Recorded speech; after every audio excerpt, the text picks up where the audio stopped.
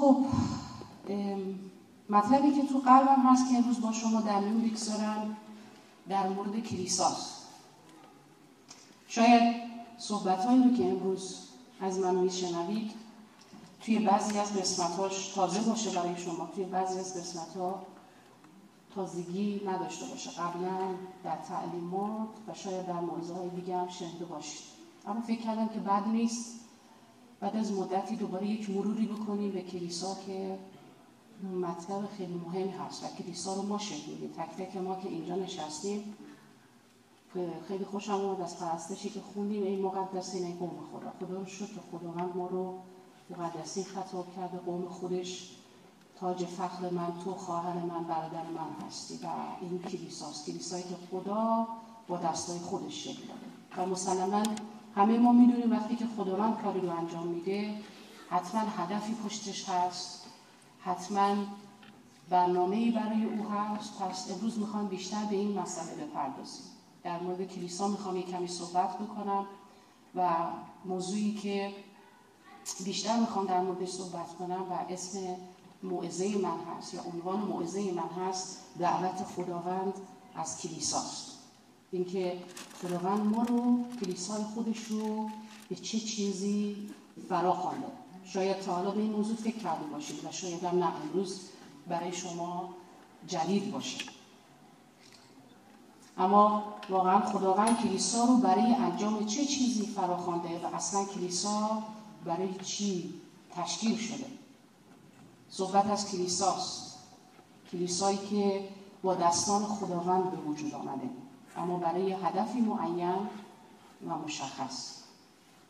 اگر کلیسا محل گرد آمدن ایمانداران است، برای چه خداوند خواسته تا قومش به این گونه گرد هم بیان؟ یکی از عزیزان، فکر میکنم برادر عزیزم حجت بود، توی دعاهاش موقع که داشتیم پرستش میکردیم اشاره کرد به کلیسا عروس خداوند و واقعا خداوند ما رو عروس خودش کنه. کلیسا عروس خداوند هست و عیسی مسیح داماد پرجلال سماوی. آمین. پس خداوند که این لقب رو به ما داده، خدایی که این کلیسا رو همه ما میدونیم به قیمت خون عیسی شکل داده، به وجود آورده، من شما رو خریده، از گناهانمون آزاد کرده. خدا رو شکر قوم مقدس خدا خوانده شدیم، ایماندارها خوانده شدیم، کسانی که به عیسی گرویدن در کنار هم قرار گرفتیم و کلیسای خداوند رو شکل دادیم. و امروز همونطور که گفتم میخوایم ببینیم که دعوت خداوند از کلیسا چی هست. خداوند کلیسا رو، من و شما رو که بدن عیسی هستیم به چه چیزی فرا خونده. بهتر هستش که یه نگاه کوچکی بندازیم به اینی که ببینیم کلیسا از کجا و از چه زمانی شکل گرفت. و برای پاسخ به این سوال بعد یک کمی به عقب‌تر برگردیم. معمولا من توی صحبتام یه اشاره هم به عهد عتیق میکنم. یک کمی به عقب‌تر برمیگردیم به زمانی که هنوز عیسی نیامده بود و قوم اسرائیل یهوه خداوند رو میپرستیدن. میبینیم که متاسفانه بعد از تصرف اسرائیل توسط اقوام بابل، قوم خداوند یا همون قوم اسرائیل به اسارت کشوری به نام بابل یا همون امپراتوری ایران برده میشن. پس قوم اسرائیل به اسارت برده میشن و حاکم و پادشاه بابل اونها رو به اسارت میبره در امپراتوری ایران. معبدی که ساخته شده بود تا قوم خداوند در این معبد گرد هم جمع بشن و خدا رو بپرستن و مراسم خاصی داشت، متاسفانه ویران شده بود و حالا قوم خداوند در اسارت در چنگ کشور قدرتمند در شرایطی که همه چیز خودشون رو از دست داده بودن به سر بردن. در واقع قوم اسرائیل به علت گردنکشی و تمایل داشتن به بت پرستی و یا همون گناه نتیجه کارهای خودشون رو میدیدن و در دوران اسارت بسیار به گذشته خود و به اتفاقاتی که براشون افتاده بود فکر میکردن و ما میبینیم که از بعد از اسارت دیگر قوم اسرائیل به بت پرستی گرایش پیدا نمیکنن. وقتی که این ضربه هولناک به اونها میخوره، اونها از جایگاهی که بهش تعلق داشتن، کشوری که کشور برکت یافته بود سرزمین برکت یافته‌ای بود اسرائیل که خدا به قومش داده بود، جدا میشن، به اسارت برده میشن، معبد ویران میشه، خراب میشه و وقتی که در کشور ایران قرار میگیرند یهو به خودشون میان که چه اتفاقی افتاد و برمیگردن و گذشته نگاه میکنن به برکاتی که خدا بهشون داده بود، به کارهای شگفتی که انجام داده بود و شروع میکنن مجددا گرد هم جمع شدن در گروه‌های کوچکتری که بعد کنیسه نام گرفت، جمع میشدن و بعد خدا رو میپرستیدن، از کلام خداوند تورات رو میخوندن و کاهنانی کسانی بودن که میمدن اونجا و این عزیزان رو برکت میدادن و باهاشون صحبت میکردن. پس اما وقتی که دوباره اینها برمیگردن به کشور اسرائیل و میبینیم که وقتی که کلام خدا رو نگاه میکنیم میبینیم که صحبت خداوند همیشه از این هست که اینطور به ما میگه که من میخوام در بین قوم خودم ساکن بشم، میخوام که با قوم خودم باشم. پس ابتدا از طریق معبد خدا در بین قومش ساکن میشه، بعد گرد همایی هایی همطور که گفتم که چطور شکل گرفت در کنیسه به وجود میاد و بعد با آمدن عیسی از طریق روح القدس در کلیسای خداوند حضور خدا به تحقق میپیونده. آمین.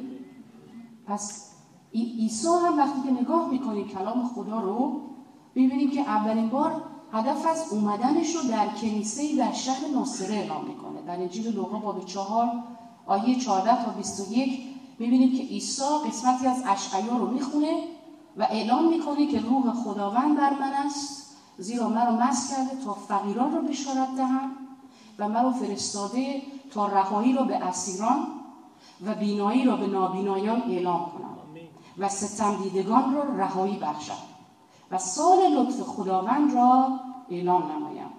سپس تومار را فرو پیچید و به خادم کنیسه سپرد و بنشست و بعد چنین گفت. عیسی دوباره اینطور ادامه میده: امروز این نوشته هنگامی که بدان گوش فرا میدادید جامعه عمل پوشید. و بعد خدمت خودش رو پس از رفتنش عیسی به کلیسا میسپره. آمین. پس این رو اعلام میکنه عیسی در کلیسه و بعد خدمت خودش رو به کلیسا میسپره و بعد میبینیم که در روز پنتیکاست اولین جرقه های تشکیل کلیسا با گرویدن مردم به عیسی زده میشه. روز پنتیکاست همه شما میدونید روزی هستش که روز نزول روح القدس هست. همه یک دل یک جا جمع شدن منتظر آمدن وعده پدر هستن، همونی که عیسی گفته بود. و روح القدس میاد و اون عزیزان میریزه، کسانی که منتظر بودن و از روح خدا تعمید میشن و شروع میکنن در مورد کلام خداوند صحبت کردن و میبینیم که چه اتفاق عجیبی در اون روز میفته. پس خیلی از محققین، خیلی از عزیزانی که الهیدان هستن این اعتقاد رو دارن که در روز پنتیکاست اولین جرقه های تشکیل کلیسا زده میشه و کلیسا متعلق به کسانی هستش که به عیسی مسیح گرویدن و بعد کلیسا شکل میگیره و میبینیم که در اعمال رسولان باب 2 از آیه 42 تا 47 چطور به ما میگه. کلیسا رو یک تصویری از کلیسا به ما میده. کلیسایی که شکل گرفته، همونطور که گفتم خداوند از همون ابتدا دوست داشت که در بین قومش باشه و بعد چطور در تاریخ نشون میده که چه اتفاقاتی میفته و حالا کلیسای خداوند در عیسی مسیح شکل گرفته.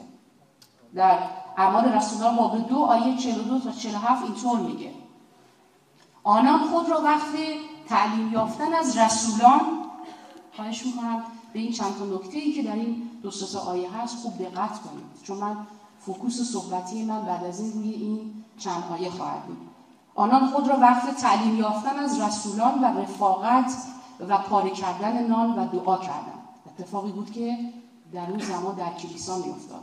اما بهت و حیرت بر همه مستولی شده بود و عجایب و آیات بسیار به دست رسولان به ظهور میرسید. مؤمنان همه با هم به سر میبردند و در همه چیز شریک بودند. املاک و اموال خود را میفروختند و بهای آن را بر حسب نیاز هر کس بین همه تقسیم میکردند. ایشان هر روز یک دل در معبد گرد میآمدند و در خانه‌های خود نیز نان را پاره میکردند و با خوشی و صفای دل با هم خوراک می‌خوردند و خدا را حمد می‌گفتند.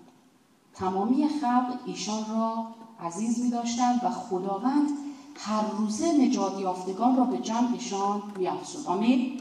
پس می‌بینیم که توی همین ابتدا در اعمال رسولان خداوند از طریق الهام روح القدس یک تصویری از کلیسا داره به ما میده که کلیسایی که توسط خداوند شکل گرفته مثل این که برای یک چیزی فراخوانده شده، برای انجام یک کارهایی فراخوانده شده. خداوند کلیسای خودش رو به کارهایی، انجام کارهایی فراخوانده، کارهایی که خیلی از ما امروز در کلیساها می‌بینیم اتفاق میفته. و وقتی که این قسمت از کلام خدا رو می‌خونیم می‌بینیم که در واقع کلیسا تجهیز میشه برای هدفی که خداوند داره. کارهایی که در کلیسا صورت میگیره کارهایی هستن که بر اساس هدف و اراده خدا هست. و من از این قسمت 4 تا نکته رو میخوام بهش بپردازم. چه اتفاقی در کلیسا میفته و خداوند کلیسا رو به چه چیزی فرا خوانده. به نظر من این 4 مورد از این قسمتی که خوندیم میشه بهش پرداخت. مورد اول پرستش هست، مورد دوم بشارت دادن هست و مورد سوم هدیه دادن یا قلبی دهنده داشتن و مورد 4 شام خداوند هست که شاید خیلی از ماها اینها رو دیده باشیم توی کلیسا. اما همونطور که گفتم امروز میخوایم ببینیم که کلیسایی که خدا فرا خوانده و ازش انتظار داره که این کارها درش انجام بشه به چه شکل این فراخواندگی هست و خداوند چطور از ما انتظار داره که اینها رو انجام بدیم. اولین موردی رو که بهش اشاره کردم پرستش هست. خداوند کلیسا رو به پرستش کردن فرا خوانده. خداوند تک تک من و شما رو به پرستیدن خودش فرا خوانده، به سرود خوندن برای خداوند ما رو فرا خوانده.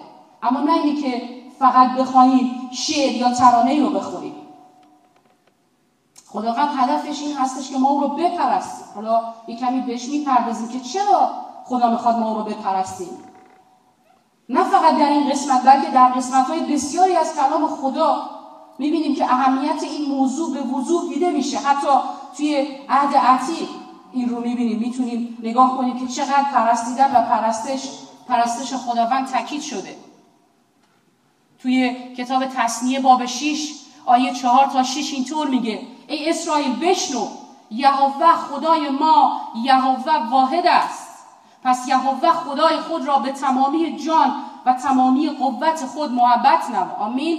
یعنی او را بپرست و این سخنانی که من امروز تو را امر میفرمایم بر دل تو باشد. اشاره به پرستشی میکنه که بر اساس اون چه که بر دلهای ما حک شده به بیرون میتراود. آمین. کلامی که از خداونده بر دلهای ما از طریق ایمانمون به عیسی مسیح آمده نشسته و همین به بیرون و به پرستش برای خداوند تبدیل میشه. پرستش همانا محبتی است که پدر بر دلهای ما ریخته و از پری اوست که نغمه‌های پرستش و سرودن برای او از ما جاری می شود. عیسی می‌بینیم که در انجیل یوحنا باب 4 آیات 23 و 24 چه اشاره‌ای به پرستش داره. پرستندگان راستین پدر را در روح و راستی پرستش خواهند کرد، زیرا پدر جویای چنین پرستندگانی است. پس خداوند کلیسای خودش رو به پرستش دعوت کرده. خدا روح است و پرستندگانش باید او را در روح و راستی بپرستند. آمین. به عبارت خداوند ما رو نجات داد، ما رو کلیسای خودش قرار داد تا بتونیم حقیقتاً او را بپرستیم، در روح و راستی بتونیم او رو بپرستیم، نه برای اینکه او نیازمند پرستش‌های ماست. البته که نیست، چرا که در پرستیدن این روح انسانی ماست که راضی، خوشنود و متنوع میشه و سرشار از محبت او میشه. من مطمئنم که خیلی از شما عزیزان این رو تجربه کردید. در واقع یکی از اهداف کلیسا این هست که ایمانداران و کسانی که به عیسی تعلق دارند در روح و راستی برای جلال او را بپرستند تا وجود تشنه و خشک ما تبدیل به چشمه جوشان برای خداوند بشه. در واقع او رو نمیپرستیم تا به او چیزی بدیم، بلکه او را میپرستیم تا از او دریافت کنیم. برای همین است که خداوند مشتاق پرستیدن‌های ماست. چرا؟ که او منتظره. چرا که خدا منتظره تا از پری خودش ما رو لبریز کنه. منتظره تا ما قلب‌های خودمون رو به روی او باز کنیم. خداوند منتظر وقتی هست که ما در پرستش و سرود قلب‌های خودمون رو به روی او باز کنیم و پذیرای دریافت از او بشیم و این در پرستیدن و سراییدن نام قدوس او میسر خواهد شد. اگر کلیسا به این امر مهم پی ببره که چقدر نیازمند پرستیدن هست، چقدر من و شما نیازمند پرستیدن هستیم، هر چقدر که نیاز خودمون رو به خدا احساس کنیم، هر چقدر که نیاز خودمون رو به دریافت کردن از خدا احساس کنیم، به همان میزان پرستنده خواهیم شد. به همان میزان در ما شوق پرستش به وجود خواهد اومد. و من مطمئنم که کلیسایی که پرستندگان حقیقی داره، راستش رو بخواهید پرستش فقط برای گروه پرستش نیست که ما ببینیم روزای یکشنبه عزیزانی میان و در پرستش ما رو هدایت میکنن. خدا رو شکر به خاطر این عزیزان. ولی راستش رو بخواهید خداوند کلیسای خودش رو به پرستش کردن فرا خوانده. خداوند تک تک من و تو رو برای اینکه او رو بپرستیم و نام او رو بپرستیم خداوند فرا خوانده. و میبینیم که کلیسایی که پرستندگان افراد اون کلیسا پرستندگان حقیقی هستند و در روح راستی خدا رو میپرستن، چه کلیسای عالی هست و چقدر برای خدا ثمر میاره. چرا که در پرستش از خدا دریافت میکنی همون رو برای پادشاهی خداوند خرج میکنی و میدی و میبینی که چطور اون وقت کلیسا اونطور که خدا میخواد تغییر پیدا میکنه.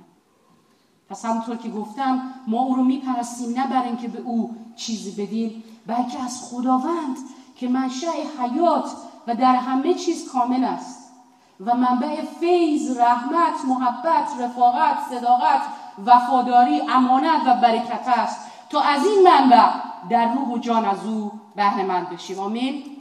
پس خدایی که منبع همه چیز هست، کامل هست، از هر نظر که شما فکر کنید بی نیاز هست، خدایی که میخواد که از پری خودش به ما بده. و من این رو به شما میگم، این در پرستیدن پدر در روح و راستی میسر خواهد شد. پس این در واقع نیاز ماست که خداوند رو بپرستیم. هدف دوم یا فراخواندگی دوم که کلیسا رو خدا به اون فراخوانده بشارت هست. در انجیل متی از یک مأموریت بزرگ صحبت میکنه. تیترش هم اصلا همین هست. شما وقتی که انجیل متی رو نگاه میکنید میبینید تیترش این نوشته شده: مأموریت بزرگ، مأموریتی که به کلیسا سپرده شده. خداوند کلیسای خودش رو به بشارت، الان یه مقدار بیشتر در موردش صحبت میکنم که یه کمی دید شما رو میخوام نسبت به بشارت تغییر بدم. خداوند کلیسای خودش رو به بشارت دادن فرا خوانده. این مأموریت به کلیسا، به من و شما سپرده شده. در متی باب 28 آیه 19 و 20 که خیلی معروف هست، خیلی ما این رو میشنویم و خیلی وقتایی رو به کار میبریم. عیسی از شاگردان خودش میخواد که یعنی در واقع این کار رو به کلیسا سپرده که برید و همه قوم‌ها را شاگرد من سازید. عیسی حتی در وقتی که در حین انجام خدمت بود شاگردانش رو اعزام میکرد به شهرها، به روستاها و کلام خدا میگه 2 به 2 میگفت برید و پادشاهی خدا رو اعلام بکنید تا این مأموریت بزرگ رو انجام بدن. بشارت نه فقط، نکته‌ای که میخوام بهتون بگم امروز این هست، بشارت نه فقط اعلام و رساندن انجیل به دیگران هست، بلکه به جا آوردن اراده پدر برای شفا، آزادی، راندن دیوها و آزادی و نجات مردم هست. آمین. شاید ما فکر میکنیم که بشارت دادن فقط یک دعوت معمولی است، اما در اعمال رسولان باب اول آیه 8 عیسی به پیروانش اینگونه میگه در مورد بشارت دادن، میگه اما چون روح القدس بر شما آید قدرت خواهید یافت و در اورشلیم و تمامی یهودیه و سامره و تا دورترین نقاط جهان شاهدان من خواهید بود. یک مبشر خوب خدا شاهد عیسی است. آمین. خداوندا خداوند از ما به عنوان مبشرین خود به شاهد اشاره میکنه، کسی که همون کارهایی رو که عیسی میکرد انجام میده. بشارت نحوه عملکرد ما در بین اقوامی است که خداوند عیسی رو نمیشناسن. بهترین بشارت برای شخصی که با عیسی آشنا نیست نشان دادن قدرت و اقتداری است که ما از عیسی دریافت کردیم. خداوند کلیسای خودش رو به بودن شاهدین، در واقع مبشرینی که شاهدین و نشان دهنده عیسی هستند، فراخوانده. پس یادمون نره که بشارت دادن فقط دعوت کردن مردم به کلیسا نیست. اگر من به عنوان یک کسی که مسیحی هستم و در حال بشارت دادن هستم، باید اون چیزی رو که در حال گفتنش هستم و اعلام دارم میکنم از قبل باور کرده باشم، ایمان آورده باشم و در قلب و فکر و زندگی من جا افتاده باشه. خداوند از چنین مبشرینی صحبت میکنه کلام خدا.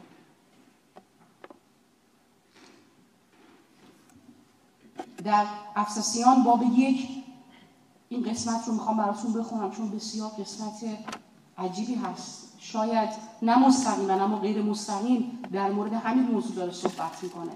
رساله افسسیان باب 1 از آیه 9 تا 14 براتون میخونم. او راز اراده خود را به ما شناسانید. این بنا بر خوشنودی و قصد نیکوی او در مسیح برای اداره امور کمال دوران بود.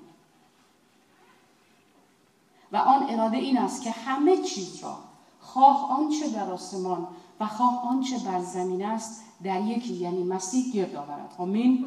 پس هدف ما از بشارت دادن این هست. ما اون کاری رو که خدا به ما سپرده انجام میدیم.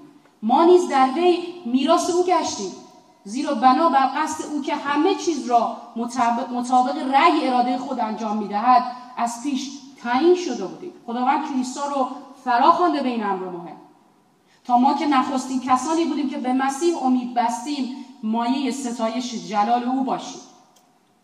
و شما نیز در او جای گرفتید آنگاه که پیام حقیقت یعنی بشارت نجات خود را شنیدید و در او نیز چون ایمان آوردید با روح القدس موعود مهر شدید که بیعانه میراث ماست برای تضمین رهایی آنان که از آن خدایند تا جلال او ستوده شود. آمین. پس در واقع ما با بشارت دادن عیسی مسیح زنده‌ای که در درون ما هست رو به مردم معرفی میکنیم و مردم باید چهره عیسی رو در من و شما عزیزان ببینن وقتی که بهشون بشارت میدیم. و این مأموریتی هست که خداوند کلیسا رو بهش فراخوانده. بشارت دادن یک چیز ساده‌ای نیست، فقط اینی که من بخوام یک کاری رو انجام بدم، بلکه از قبل باید تجهیز شده باشم، از قبل باید به اون چه که دارم میگم حقیقتا قلبم رو سپرده باشم و با قوت و با اعتماد برای خداوند، برای بزرگ شدن پادشاهی او قدم بردارم. و خداوند عزیزانی رو به شما بگم کلیسای خودش رو به این امر مهم، به این مأموریت بزرگ، به مبشرینی که شاهد هستند فراخوانده. ما اون چیزی رو اعلام میکنیم که در واقع هستیم و بشارتی مثمر ثمره که در واقع ابتدا در خود من به وقوع پیوسته باشه و باور کرده باشم آنچه رو که به زبان اعلام میکنم. فراخواندگی سوم هدیه دادن هست و یا قلبی دهنده، قلبی بخشنده. خداوند کلیسای خودش رو به داشتن قلبی دهنده و بخشنده فراخوانده. در اعمال رسولان باب 2 آیه 44 و 45 میبینیم که خداوند چطور کلام خود چی داره به ما میگه. مؤمنان همه با هم به سر میبردن و در همه چیز شریک بودند.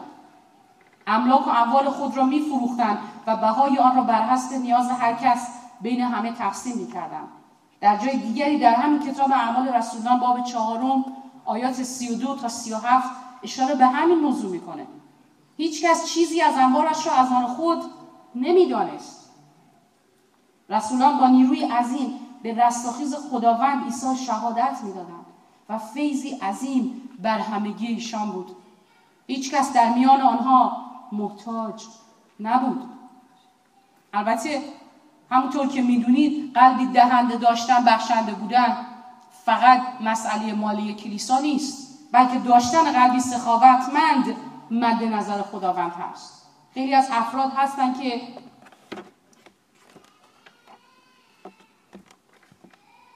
از زیادی مال خودشون به خداوند میدن و همیشه اول به فکر نیاز خودشون هستن و بعد حالا اگر چیزی موند و یا داشتن به کلیسا هدیه میدن. ولی خدا در جستجوی همچین قلبی نیست. خدا کلیسا رو به داشتن همچین قلبی فرا نخوانده. کلیسایی که از آن خداوند هست کلیسایی هست که قلبی بخشنده و سخاوتمند داره، قلبی دهنده داره. هدیه دادن به خداوند صدقه دادن نیست، رفع بلا نیست، بلکه از دارایی که او در اختیار ما قرار داده و مالک اصلی هم خودش هست به او میدیم. در رساله دوم قرنتیان باب 9 آیه 13 میبینیم که پولس اینطور میگه: مردم با دیدن سخاوتی که در شما هست خداوند را تجلیل و تمجید خواهند کرد و با علاقه و اشتیاق بسیار برای شما دعا خواهند کرد. آمین. پس دنیای بیرون وقتی که قلب سخاوتمند و کلیسا رو میبینه، چیزی که شاید زیاد ما بیرونی رو نمیبینیم در دنیای بیرون، وقتی که قلب سخاوتمند من و شما رو دیگران میبینند، قلب دهنده داشتن رو میبینند، میگه خداوند تجلیل خواهد شد. خداوند از این طریق، از طریق قلب دهنده و سخاوتمند ما جلال پیدا میکنه. همونطور که گفتم فقط منظورم مسئله مالی نیست، فقط در رابطه با اموالمون نیست که خداوند از ما میخواد قلبی دهنده و بخشنده داشته باشیم، بلکه در هر زمینه‌ای صدق میکنه. خداوند از ما میخواد که در هر زمینه‌ای، در هر اموری قلبی دهنده و بخشنده داشته باشیم. مثل وقت گذاشتن برای انجام کارهایی که در کلیسا پیش میاد، وقت گذاشتن برای مشارکت با دیگران، دعا کردن برای دیگران، به دیگران سر زدن. من خیلی وقتا میبینم که بعضی از عزیزان حتی برای تموم شدن جلسه کلیسایی این پا میکنن. هنوز جلسه کلیسا تموم شده یا نشده کلیسا رو ترک میکنن، حاضر نیستن بعد از کلیسا بمونن در کلیسا و از وقت خودشون برای خداوند خرج کنن. شاید بعد از اینکه جلسه کلیسا تموم میشه خواهر من یا برادر من کسی باشه که نیاز داشته باشه با کسی صحبت کنه، شاید نیاز داشته باشه کسی برای اون دعا کنه و شاید اون شخص من باشم. متاسفانه بیشتر از اون چیزی که میخوایم برای خدا بدیم و خرج کنیم، بیشتر از اون احتیاج داریم که برای ما همین کارها انجام بشه. ولی دنبال این نیستیم که خود من، سهم من چی هست. شاید از نظر مالی نمیتونم اونطور که باید شاید کمک بکنم، اما واقعا آیا این تصمیم رو با خودم گرفتم که قلبی دهنده و بخشنده و سخاوتمند برای خداوند داشته باشم؟ از وقت خودم برای خودم بذارم. اگر کاری از دست من برمیاد برای خداوند انجام بدم در کلیسا، خداوند من رو به عنوان کلیسای خودش به داشتن قلبی سخاوتمند دعوت کرده. خدا از کلیسای خودش میخواد که همچین قلبی رو ما داشته باشیم.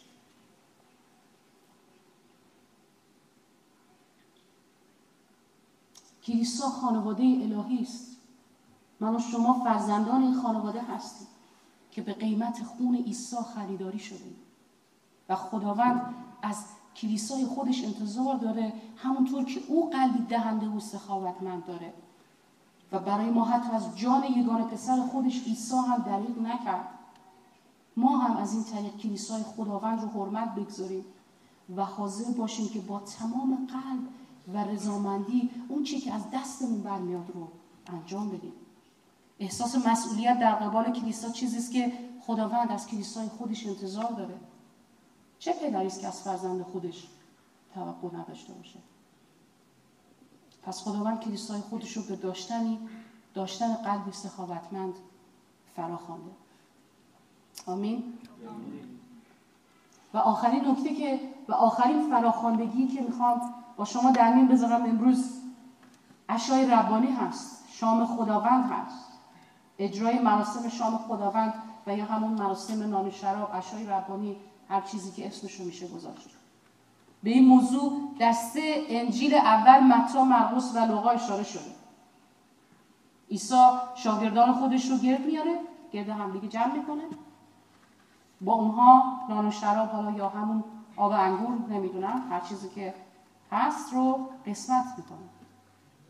و اما یک نکته دیگه هست در انجیل یوحنا، درست در همون شبی که عیسی نان رو پاره میکنه و شراب رو با دیگران در میون میگذاره، تقسیم میکنه، ببینیم که در انجیل یوحنا به یک قسمت دیگری از اون روز اشاره میکنه که شستن، که در باب 13 یوحنا هست، شستن پاهای شاگردان، که در اینجا تنها به این موضوع اشاره شده توی انجیل یوحنا باب 13. همون شبی که این کار رو عیسی میکنه، حوله به کمر میبنده و پای شاگردانش رو میخونه. و هدف عیسی در آیه 14 همین باب روشن و واضح است، همین باب 13 که میگه پس اگر من که سرور و استاد شمایم پاهای شما را شستم، شما نیز باید پاهای یکدیگر را بشورید.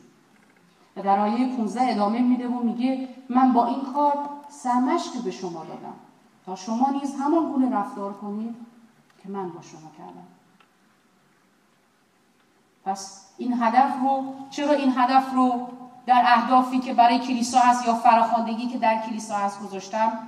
دلیلش اینه که عیسی از کلیسای خودش انتظار داره تا این مراسم رو، یعنی خوردن نان و شراب رو انجام بده به عنوان یادآوری کاری که او برای ما انجام داده. ما هم باید این کار رو انجام بدیم. در واقع هدف از انجام این مراسم این بود که به شاگردان خود بگی که هرگز از مرگ و قیام و کاری که بر صلیب برای شما انجام دادم غافل نشوید. این پیامی هستش که در عشای ربانی هست و کلیسا به انجام دادن او فرا خوانده شده. چرا که خداوند نمیخواد که ما هیچ وقت از مرگ و قیام و کاری که بر صلیب برای ما انجام داده غافل بشیم. برای همین خواسته که این مراسم رو برای یادآوری کار خداوند انجام بدیم و اینکه چگونه ما به حیات خداوند و رستگاری دست یافتیم رو فراموش نکنیم. پس جدی بگیریم انجام این مراسم رو. بعضی اوقات برای ما عادی میشه، بعضی اوقات به صورت شاید یک سنت در میاد، یک عادت در میاد، یک روال در میاد که اون رو در کلیسا انجام بدیم. اما میبینیم که خداوند کلیسای خودش رو به انجام عشای ربانی یا شام خداوند فرا خوانده، چرا که میخواد که ما کاری رو که او برای ما کرده رو همیشه به یاد داشته باشیم، به حیات خداوند و رستگاری که دست یافتیم رو فراموش نکنیم. چرا که هر واقعی ممکنه که بعد از مدتی به دست فراموشی سپرده بشه و در مسیر دیگری قرار بگیره. اما عیسی خاطر نشان میکنه که در یادآوری او کلیسا بیدار و هوشیار باشه. در جایی پولس میگه آماده باشید تا اگر کسی دلیل ایمان شما رو پرسید به او پاسخ دهید. همه ایمان و هویت ما در صلیب و قیام عیسی معنی و قدرت عمل پیدا میکنه. حتی در کتاب اعمال رسولان دیدیم که شاگردان توی خونه‌های خودشون وقتی که با هم جمع می‌شدن، و این چیزی هستش که ما معمولا انجام نمیدیم. ما معمولا منتظر میشیم تا مراسم نان و شراب فقط در کلیسا انجام بشه. اما می‌بینیم که در اعمال رسولان شاگردان حتی موقعی که توی خونه خودشون 2 یا 3 نفر با هم جمع می‌شدن، میگه نان رو پاره می‌کردن، شکرگزاری می‌کردن. وقتی که با هم جمع میشید عزیزان، شاید بعضی از شما عزیزان این کارو بکنید، با هم جمع میشید، دعا میکنید یا کلام خدا رو میخونید، خیلی خوب هست که نان رو پاره کنید و شراب رو با هم دیگر تقسیم بکنید و بیارید کاری رو که خدا برای شما انجام داده. منتظر نشید که فقط در کلیسا این کار رو انجام بدید. و همچنین شستن پاهای شاگردان اشاره به روحیه شبیه عیسی داشتن میکنه. مانند او بشیم تا بتونیم اجتماع و کلیسای خداوند رو خدمت کنیم. آمین. پس نتیجه‌ای که میشه از صحبت‌های امروزم گرفت، خلاصه میکنم اون چیزهایی رو که گفتم. خداوند کلیسای خودش رو به این 4 امر مهم فرا خوانده تا اون چه که هدف و دید اوست به انجام برسه. یادمون نره که با انجام دادن این فراخواندگی هدف خدا و اراده خدا به انجام خواهد رسید. پرستش راستین و حقیقی، بشارت دادن کلام خداوند و نمونه عیسی بودن، قلبی دهنده و سخاوتمند داشتن و انجام اشیاء ربانی که یادآور مرگ و قیام عیسی است. آمین. یه چند لحظه با هم دعا میکنیم.